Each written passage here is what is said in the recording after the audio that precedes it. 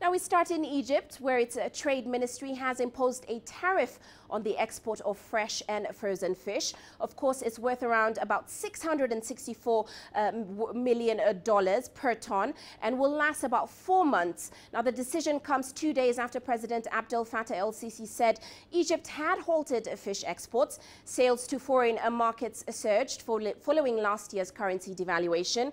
Sisi did not say how long the suspension would last, but he's promised Egyptians that measures would be put in place to help the market adjust. Now, Egypt used to export about 40,000 tons of fish a year, but within the first 3 months of 2017, we've seen that figure jump to 120,000 tons. Most of Egypt's fish exports head to Gulf states. Earlier this month, the government imposed a tariff on sugar exports. Now let's get more on this from Yasser Hakim. He joins us in Cairo. Yasser, welcome to the show. Now, we saw President Sisi say the aim of this move was certainly to control food prices in the country and shelter low-income consumers there. Now, how is this being received, especially by stakeholders in Egypt's fish industry? All right, you've got a mixed situation here because the reaction obviously from the ones who are benefiting from exports are not happy. And we're talking here mainly about the middlemen. And the fishermen have been calling, and traders in the local market have been calling on the president before for months to stop exports, because the market, they are losing money, and the winners are only the middlemen, because they buy the fish from the fishermen at the normal prices, and then they take it to exporters and at higher prices, and they export and make money. But what happens is that the fishermen remain as they are, selling at lower prices, but at the same time they've lost the local client, because the Egyptians have not been buying fish as before, because the prices have increased because of the exports and also because of the devaluation of the Egyptian pound, which led prices to increase. But the overall, they are satisfied that this has happened, because this can mean that the local market can move quicker in the next few months.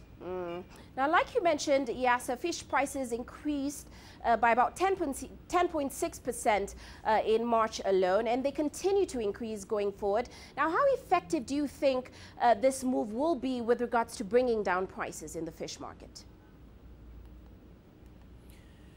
Well, Uche, it will help, but it's not the only reason. You've got the increase of exports, obviously.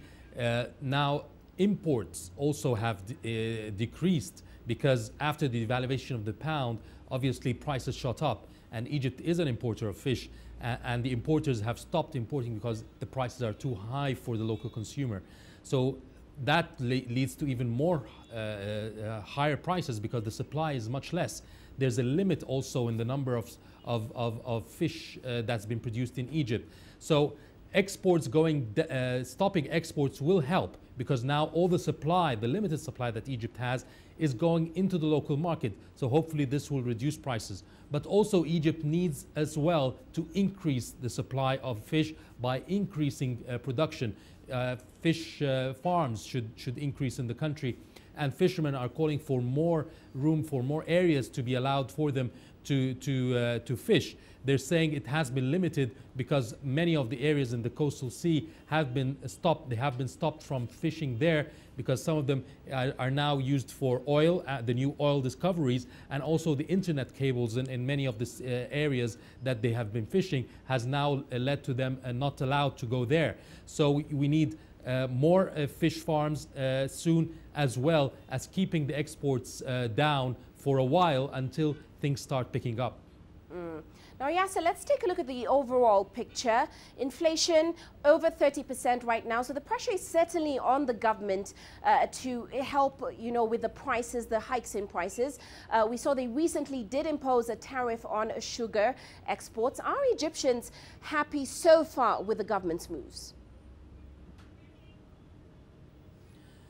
Not much. The government has been working very hard on trying to control prices after the devaluation of the Egyptian pound, because inflation has reached over 30% in a month, in the last 3 months, and this is very high for low-income Egyptians, who are the majority of the population. And the government has, in some cases, even said that it cannot control the prices at this point. Traders are also making use of the situation by increasing prices further, sort of greed.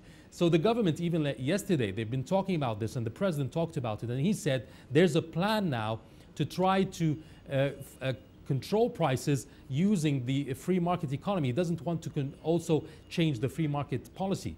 And he's saying he's expected to increase the supply of products, major products, by putting into the market prices that are subsidized or are low priced, are sold at low prices by the state-owned companies, by state-owned supermarkets, by the state-owned producers, to try to sort of compete with the private sector and push the private sector to bring his prices down. So this is what the government is hoping to do in the next while to please the Egyptians, who are not happy with the policies so far. Well, many thanks for those insights, Yasser. Yasser Akim joining us there in Cairo.